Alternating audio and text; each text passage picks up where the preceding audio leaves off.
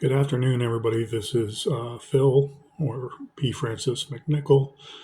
To all my friends, I am Phil, and I appreciate you joining me. I'm doing an unboxing today, a review of a pistol I spoke about a week ago. I went into the local pawn shop and I saw a gun. It happened to be brand new. It was the Walther WMP 22. Winchester Magnum rimfire, or 22 Magnum in general. And it turned out to be a new gun and was listed at $539 plus dollars. I saw the slide and I liked it. It was like a matte, bright chrome, but it had that matte finish to it. So it wasn't like mirror like shine, but it was bright and silver. And I liked it because it just looked wicked as, I want to say, almost a space age gun, okay, where there would be electronics in it and perhaps, hundreds of bullets in this bigger gun, but it's a handheld pistol, but it's everything in terms of size, like a full size pistol, like a duty service weapon, a 17 plus one, okay. The forces use something like, I want to say the Ruger DC 89, okay, or P89, and what have you, and 95 and all those. When you're looking at the slide, they're very big, like an aircraft carrier.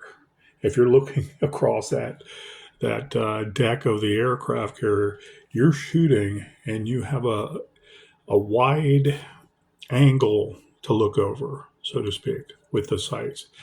Full size duty weapon. And I was like, what is that? And the guy said, that's 22 Magnum. And I was like, let me see that, because it was huge. And the size was the first thing was reminded of, looking at the size, was the Remington 9mm. I don't know the actual make or the model, but it was really big and had smooth, angled slides. So when you're looking at the top, it's still top, and the whole top of the gun, when you're looking at it, is fairly big, like that aircraft carrier I was talking about. And you're looking down the basically runway for the planes, but it's big and wide. And I was like, man, that looks so cool, but it's full size. It's 22 Magnum. He said, yeah. And I said, is it used at that price? And the gentleman said, no, that's brand new. And it had an extra magazine. And so I was like, man, I don't have the money for that. But what I said it was, okay, I'll be right back. Let me check my bank. I went out to my car. I looked at my bank, but I also called places after hitting Google. And I want to give a shout out to Armed Michigan. They had the lowest prices for the same model gun, with the exception of it being a different color scheme. It's all black. And my guns, I like a good gun deal no matter what it looks like. Don't get me wrong. But my schemes are basically, I want to say, all black with wood furniture, or all black with polymer or plastic furniture, okay, or a plastic, I want to say a polymer receiver. And so I like that archaic look of something looking sci-fi in the 1980s with that wood furniture still. I'm reminded of the 9mm carbines of the Lindas and what have you. And they're still in business. The guy that bought the rights to them is still selling the Lindas, as a matter of fact. They look like a space ray gun of some sort. But it has wood furniture. It has wood grips on the front handle and whatnot. And it has a metal stock that comes up, one stick basically, and it has wood at the end just for your shoulder shooting this carbine. And they are fascinating, and they work as compared to the Tech 9 and all those other things. That space age gun, they can put a stock on it and you have a carbine. But without that stock, it's basically a handgun. It's a bigger handgun that looks like an alien space gun of some sort. So anyways, I punched in their address and their site, and I saw their prices, and they had prices from 305 all the way up to the mid $450 or so. Okay. And I zeroed in at the 305 right away, and I'm like, is that the same gun? It turns out it was the same gun, just a different color scheme. Okay. And so I ordered it right there and then, and there were some technical difficulties with their site and the button. And I put in the comments about 3/4 of the way down the page, um, my FFL's address, phone number. Okay.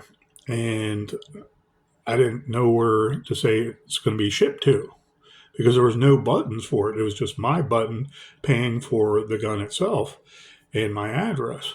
And so they sent me an email like almost immediately. And I was happy to have that interchange by email. So also on that purchase, there was a $24 gun cleaning kit, and I did not need that. And I told them that. And so my purchase went from $350 to almost $400. And I'm like, I'm already paying for shipping, which is close to $30. So I'm not getting a deal here getting that cleaning equipment that I already have. I got a million guns with a million different cleaning agents and anything like tools to assist me should I, with the exception of the electronic tools or a sander of some sort or a grinder, one of those tools or what have you. I have the actual tools where I can disassemble things. It doesn't matter what it is, I can disassemble it. But actually making sanding alterations or pouring a metal to make a specific part, no, I'm not that good like most gunsmiths are. So anyways, it finally came after a week and a half, and you can count the days from that last video. I misspoke, and it was the Walther 22 WMP, okay, or the Walther WMP shooting 22 Magnum. And so it came today. And so this is like an unboxing, and I have my readers on so I can read some of the specifics. I did the measuring of the barrel earlier. And so here is the Walther 22 WMP. And I was taken back. I was just really surprised how modern this looks and how big it is.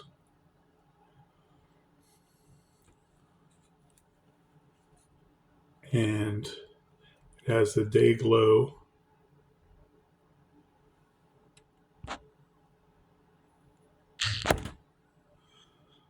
Okay, sorry, there was a break there for a minute. It has the orange sights right there, the front sight. It's bright orange. And I was looking at some of the writing on this, and I just wanted to make sure that is it made in America? I heard Smith & Wesson bought them, I think, at one time. I'm not sure, but they still make them in Germany. Says Walther Arms, Fort Smith, Arizona. On the rear here, right there. And then on the other side, it says Carl Walther ULM/DO.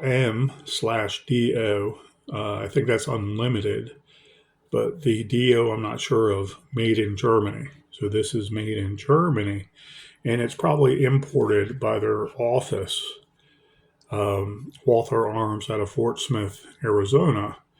But then I look closer to the serial number on this side, and there's writing there. The serial number says CIP, and then there's an N under it, like a little code, CIP, and then an N under it.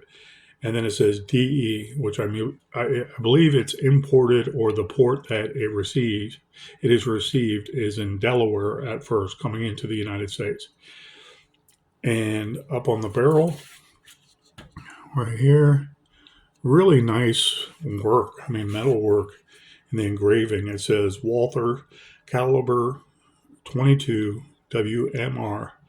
And right below it in white lettering, it says DE again, serial number.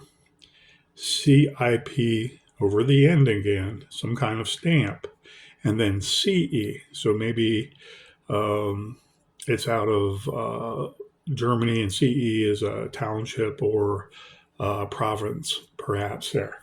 So, and there's Walther Arms, Fort Smith, Arizona. There's warning, read safety manual.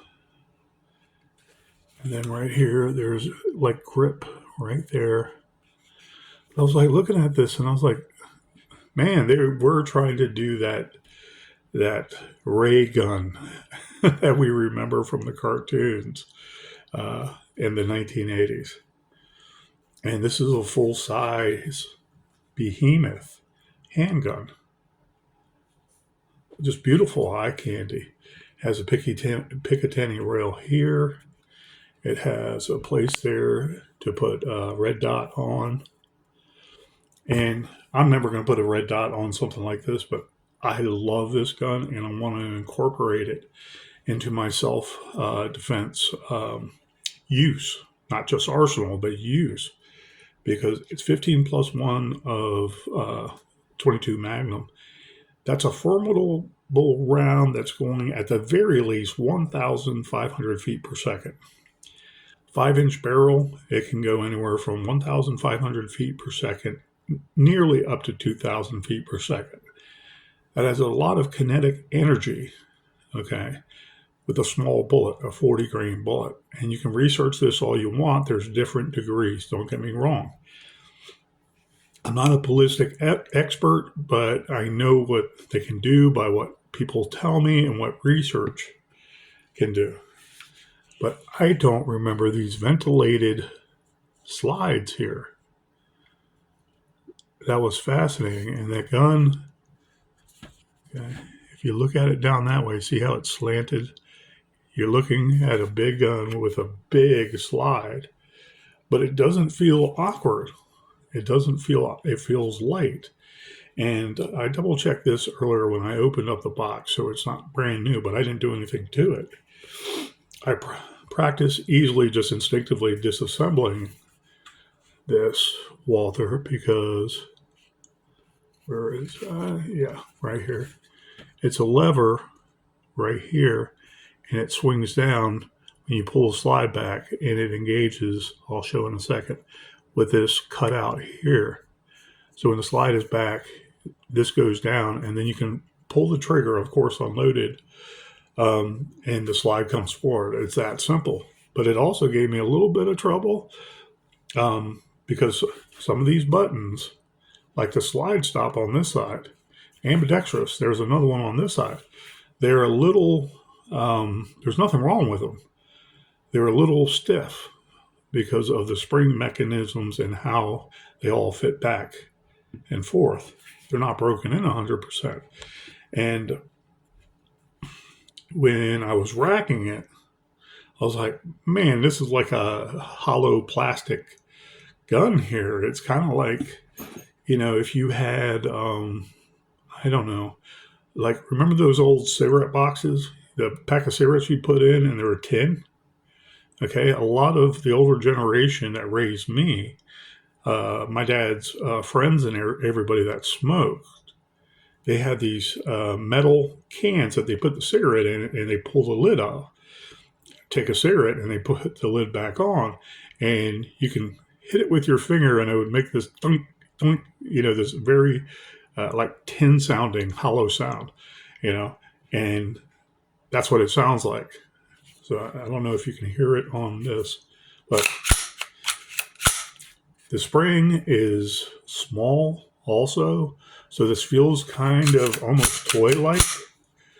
But that WMR is going at, I've shot lots of them before. It's a very loud bang for that small little round, but it's shooting off so much powder very quickly that it's going to push this thing back, and it's just going to run like an animal. It's going to run pretty good.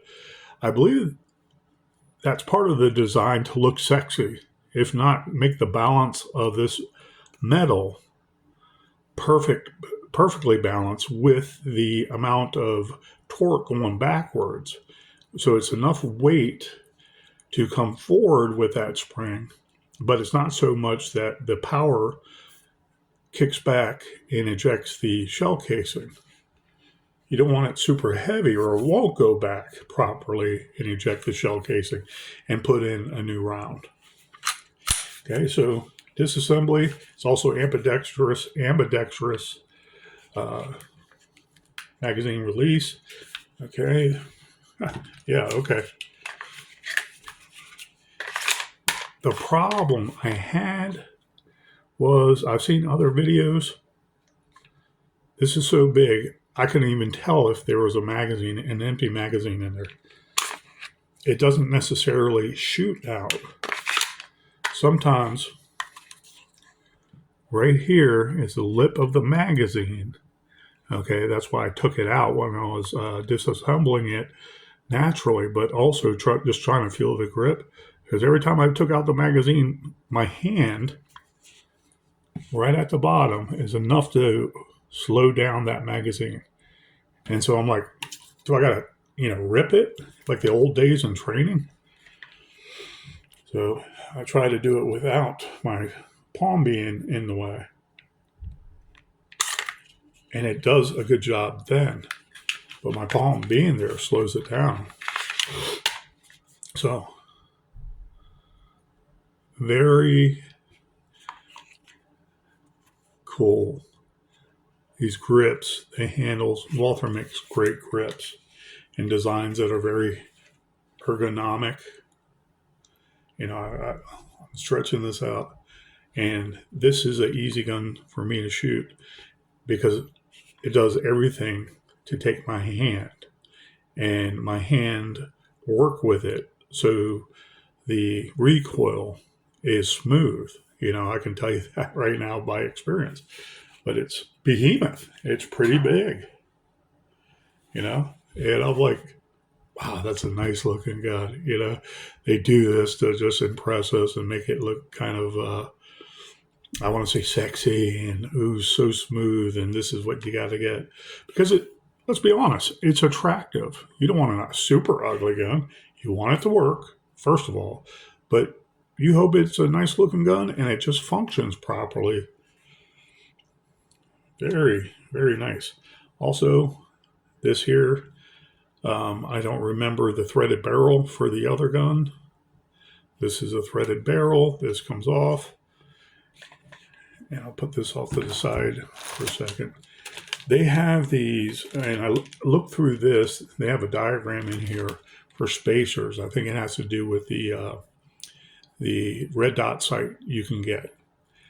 And excuse me, I'm going to take my time on this video because I'm fed up with Google reducing my video storage space. And so I'm going to enjoy this, maybe even take a dip of tobacco on package day. All right, resuming. They have these blue spacers, different sizes and stuff, and it's for the red dot sight to connect, or I want to say make sure that the rear sight is seated properly.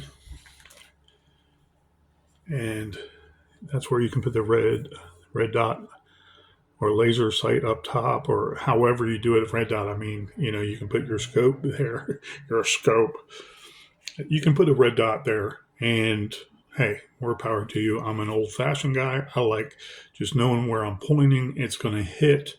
And if I was sitting there and aiming, I like Kentucky windage and looking at the basics, okay, to get an exact point where I know that bullet is going to land based on common sense sights. Okay, that's me.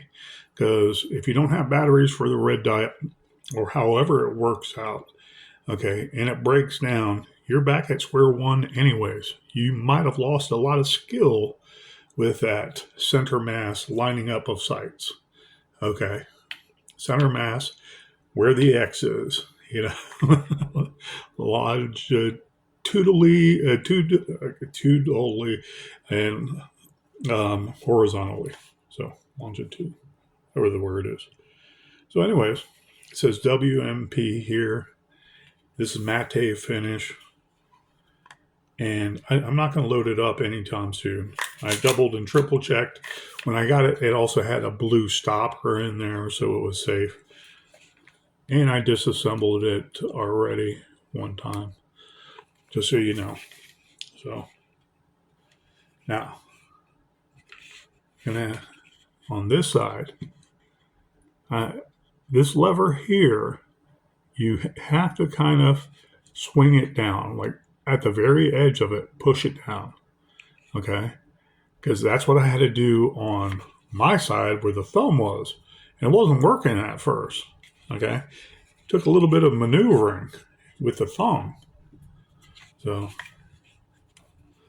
when I show you this, that took a little bit, and my finger had to get some grip there. Okay, and it was kind of like bending the dang thing before it kicked in. So I'm going to try it this side again with my thumb. And that time it was center mass right here. This whole part, it was center mass there. And it went down somewhat easy. But I honestly think it might be just practice because the slide is going back in its own parameters of the tensile strength is being tested. And so with that friction, it kind of adjusts its way. Also, this was a very well lubed gun on the interior. Okay, let me try it one more time. Yeah, I had to put some pressure into it. There's nothing wrong with it. It's just new parts on new parts. Okay, remove the magazine. This is kind of a beefy magazine.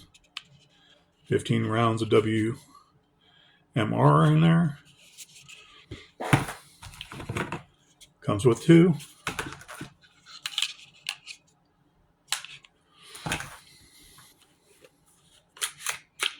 Doing the pistol transfer today, and the paperwork charge, it was $27. So if you add that in, $335 to get it sent, and add the $27 in, I was $375 at the most, compared to a $539 gun. That was a different scheme than I'm used to. You know, the matte chrome on top of the black polymer. I like all black guns or something with wood furniture. That's just me. Call me a snob, okay? I love all guns, though. Okay, so now that groove I spoke of earlier, this lever has to be turned downwards and it will swivel around. Okay, and you'll see it, the top of the lever go up around this relief space right here. Okay, so it should, it just went right up. Much easier than the slider release. Okay, now you wonder, what do you do? Okay, what do I have to do now? You've already checked. Interesting. There's a white speckly substance in there, and it kind of reminds me, I don't know if you can see it. It's right there on the barrel on the interior to the port, but it reminds me of that original kind of golden resin that we were training with the Glocks. No, don't clean your gun. Use your gun about 200 shots. Okay, firing that weapon 200 times before you clean your gun and get rid of that resin. That's for breaking in the metal on the metal. Okay, that much I do know. That's how I know that these parts work together. The more it's used, the more they will adjust to their own parameters. It'll be easier to use. The spring is going to get a little looser over time, and that's going to degrade. So anyway, I got it now perpendicular. Now what do we do? Because of the same Ruger P89s or DC89s and P95s and everything, that style. Okay, the trigger came back. Okay, what happened here? Is it already loose? That's up. Okay.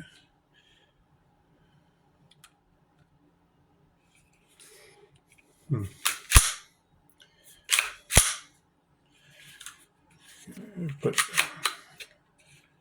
Put the slide stop on. Okay.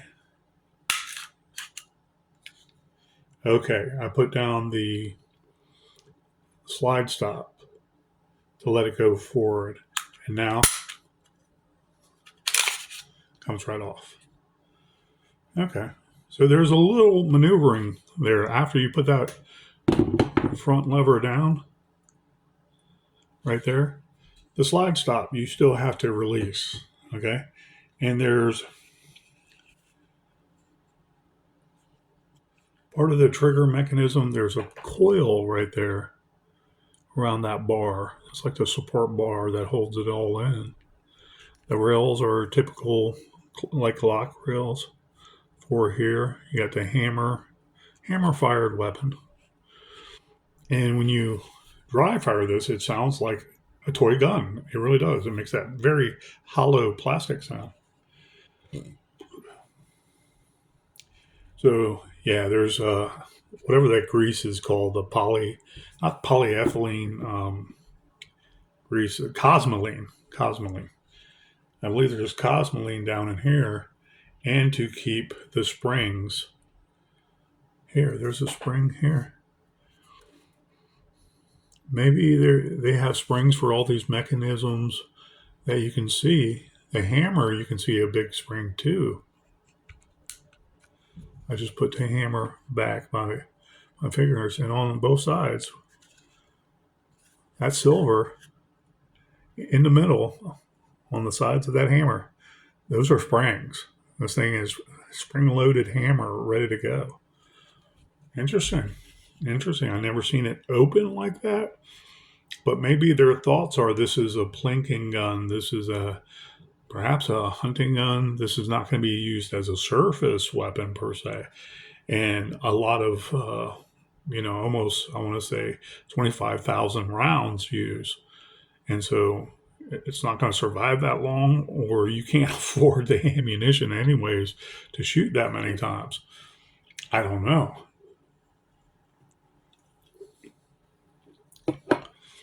But I disassembled this before, and there's a lot of mechanisms for the trigger bar. I see that there's one going across. I see the ejector here. Pretty interesting. It's closer to the Ruger 95 and DC 89. You know, the interior and that flat that you have to flip before you break down the gun. Interesting, interesting. But anyways, this is the slide stop, and so you have to adjust that a hair before you can pull the trigger or just slide it forward. So I learn something new every day. This trigger is to, I guess, ultimately unlock it, and then you need this to let it go forward, the slide stop. Interesting. And I was kind of amazed at the smaller spring and tube assembly. Okay, it goes down in the rut. But this feels almost like a kid's toy, you know? It's not hard to move it. So I'm going to remove that there. Now pull out the barrel. They have the oil on there still. The sear right there. Firing pin. That is part of, I'm not sure, like the kind of the ramp and how it fits in so it stays moving back and forth. Kind of like the blades of a ice skate. Okay, you can see the little runnel right there. That's where this fits back in. The front, you can tell it's bulbous a little. So you put that there, you put it in the runnel. It's just simple breakdown. Put it back together. You got to make sure the front rails go into the slide. You'll see it etched out where you're going to be scraping a lot of stuff because they're really exact and they fit, near perfectly. Okay. Now, I want to take this back, and this lever just, when I moved it a little, it just clipped right back in when I made sure that the slide was moving. Very simple. But I love the front sights of this. You can't go wrong, especially lining up, when you want it to be exact at least, and then it's only a matter of does it go up and down. Very exact. So anyways, 15 plus 1, you have 31 rounds of ammunition. Do you want to get more? If you trust in this weapon and you test fire it, those parameters for you are, it's a larger gun. It's fast enough round. I can defend myself with it in a small skirmish at the very least. Then you might be onto something, okay? But this appears to be more of a sexy plinker kind of gun where it looks full size and it's going to have a big rapport, okay, a big bang, because it's a lot of gunpowder shooting a little 22, and it's going to sound like M80 going off, half a stick of dynamite going off in your hands, but probably little to no kick because of this large size. Fabulous. This is one of my favorite guns I've ever purchased, and there's some great ones. But getting a good deal under $400 when you would have been taken to the cleaners, like I said in my previous video too, I'm going to haggle from now on, and I'm going to get the best deal for the gun I want. And if I can't get it right there, let's say it was something very unique, but it was like $300, $400. Okay, that's a price point that I can work with. And especially if it was unique, even if it was a cheap little Derringer one shot, with those swivel barrels. I love those things. I love them. You can put one on a keychain around your necklace or something, and no one would really freaking think it's real. You know what I mean? But it works. And it's a real gun. And it's not one of those Italian specialty things they do that shoot the calibres and whatnot. So package day was great. And yeah, I had to do a lot of work since then. Earned my money. Okay. And I was like, man, okay. I didn't get a notification in my email. All right. Yeah, they're taking down the $24 cleaning kit that I didn't want. It was attached to it too. There was no button to get out of that too. And I told them that. Okay. But they were great service and they listened to me like I was not complaining to be mean. And they replied to me right away to make sure that, yeah, you want this gun. They want to sell it. And I went back to their site today just looking to research the prices again. They still have these guns for $305. So I was like looking at first and I was like $469, $450. I don't know what the price point or what the selling point is. What's the draw to the weapon that are identical? Is it because they're chrome or that bright matte chrome finish?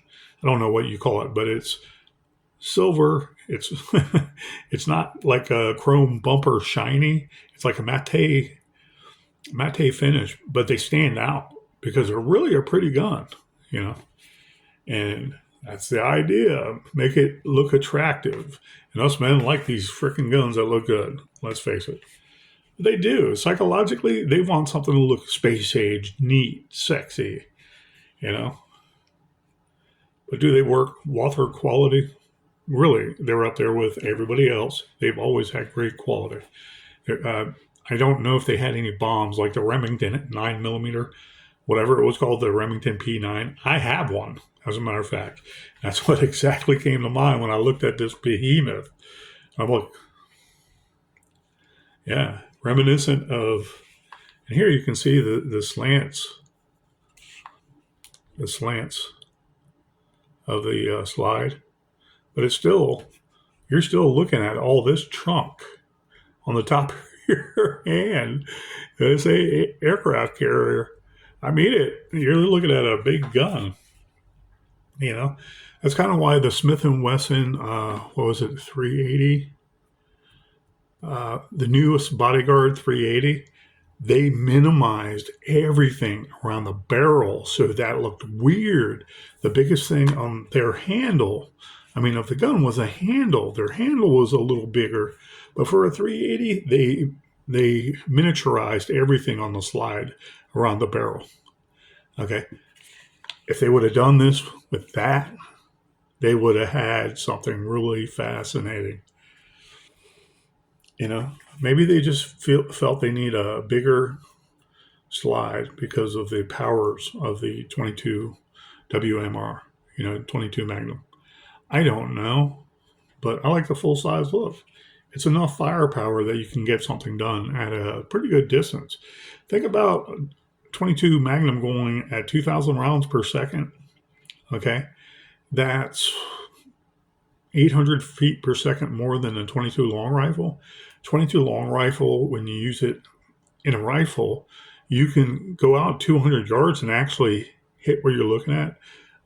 They've proved it before. And God, Iraq veteran 888. I haven't seen him on YouTube in years. But I loved his tests, and they would test that at 20, the killing power of a 22 long rifle. Go through whatever board, FBI usual tests. And I'm like, yeah, okay. What will a 22 Magnum do when you have 2,000 feet per second velocities and you can get it out there and hopefully have your aim straight and you know what, trajectory is going to happen with your little rifle or your 5-inch barrel? Who knows? But look and research the gel tests and see what it can do. And if you don't feel convinced, then this might not be the weapon for you. Shooting a 22 caliber, 40 grain bullet at velocities of 2,000 feet per second, maybe more out of a rifled barrel, okay, a carbine. I don't know, but I love it. This is like my birthday present come early, the Christmas present I wanted. I'm going to research the magazines and see if they're all proprietary and we have to get them from Walther.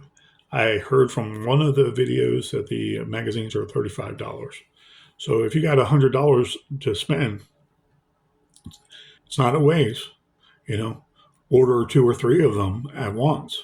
And then you add them to these two, you have 5 rounds of 22 Magnum. It is no joke. It's no joke. Think about that small bullet going in flesh and the cavitational wounds that hopefully stops that threat from occurring if you have to defend yourself. It's still formidable. Is it the best? No, it's not. But it's up there with 9 as far as I'm concerned in actual stopping power.